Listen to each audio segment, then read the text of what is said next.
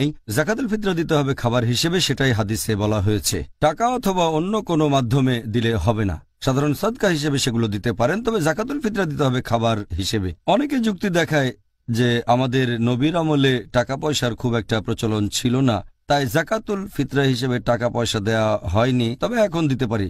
এরা একটা জিনিস বুঝতে পারে না যে আমাদের নবীর আমলে আর সাহাবীগণের আমলে মুদ্রা ছিল দিরহাম, তারপর দিনার ছিল, টাকা ছিল। তখন হয়তো কাগজের নোট ছিল না, কিন্তু টাকা তো ছিল। মানুষ তখনও মুদ্রা বিনিময় করত দিরহাম আর দিনার দিয়ে। তাই এই যুক্তিটা পুরোপুরি ভুল।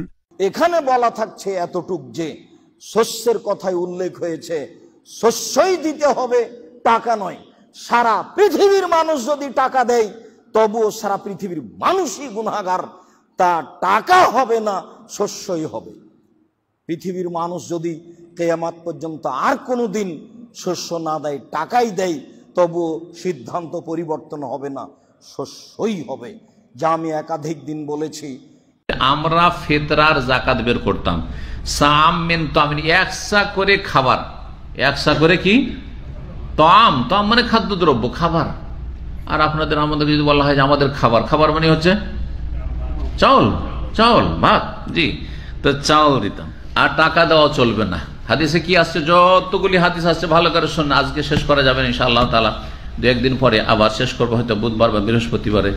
তখন আরো বিস্তারিত বলবো যে টাকার কথা, দিরহাম দিনারের কথা, স্বর্ণ মুদ্রা রূপার কথা কোন জায়গায় কোনো হাদিস আসেনি, কোন সাহাবী আদায় করেননি। সুতরাং এই টাকা দিয়ে ফিতরা এটা মানুষের তৈরি করা মত, এটা রাসূলুল্লাহ সাল্লাল্লাহু আলাইহি ওয়াসাল্লাম ছেড়ে যাওয়া আদর্শ নয়, এটা সাহাবায়ে কেরামদের আদর্শ নয়। ইবাদত বন্দেগীর ক্ষেত্রে সতর্ক হন, আর না হইলে যাবেন ক্ষতিগ্রস্ত হয়ে জাহান্নামে, যে ফরজ তরককারী। কারণ তুমি নবীর তরিকায় তো ফরজ আদায় করেনি, তোমাকে বলেছিলেন যে টাকা দাও, বলেছিলাম যে টাকা দাও।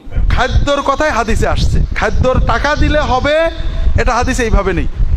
অনেক সময় খাদ্যতে উপকার বেশি। আপনি যদি সেমাই, চিনি, খাদ্য কিনে দেন, ও বেচতে পারবে না, আর যদি টাকা দেন ও খরচ করে ফেলবে, বাচ্চাদের সেমাই কিনে দেবে না, এরকম হতে পারে। ফিতরা টাকা দিয়ে না খাদ্য দিয়ে আদায় করতে হবে, এটা টাকা দিয়ে যদি আদায় করা যেত তাহলে নবীজি নিজেও টাকা দিয়ে আদায় করতেন।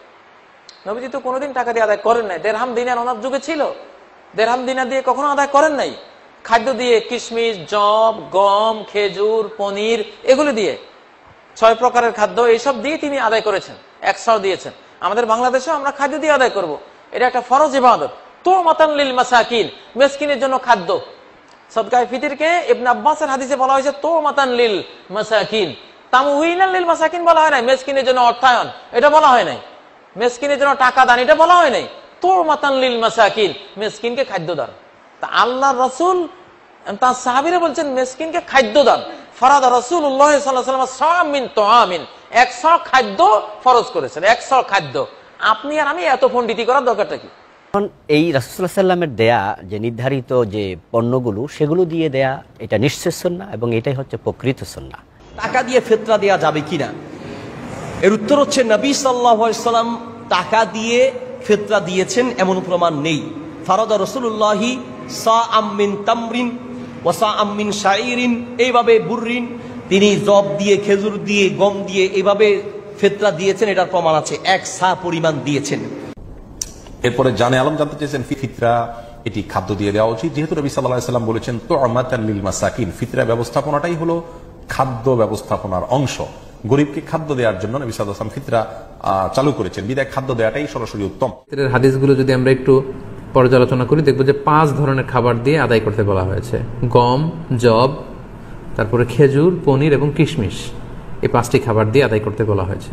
আবু সাঈদ আল খুদরি রাদিয়াল্লাহু তাআলা আনহু বর্ণনা করেন, সহিহ মুসলিমের বর্ণনা, যে কুন্না নুখরিজু যাকাতাল ফিতরি সাআন মিন তুআম, আমরা খাবার দিয়ে সাদাকাতুল ফিতর আদায় করতাম। It should be food item. এবং সে খাবারগুলো কি ছিল আমরা বলেছি, যে গম, জব, খেজুর, পনির এবং কিশমিশ। এবং আবু সাঈদ খুদরি রাদিয়াল্লাহু তাআলা আনহুর হাদিস, যেটি বুখারীতে এসেছে, সাআম মিন তুআম, 100 খাদ্য, সরাসরি বলেছেন। সবগুলো হাদিসে খাদ্যের কথা বলা হয়েছে। অতএব খাদ্য দিয়েই যাকাতুল ফিতর আদায় করা, এটাই হচ্ছে প্রফেটিক ইনস্ট্রাকশন বা নবী সাল্লাল্লাহু আলাইহি ওয়াসাল্লামের নির্দেশনা।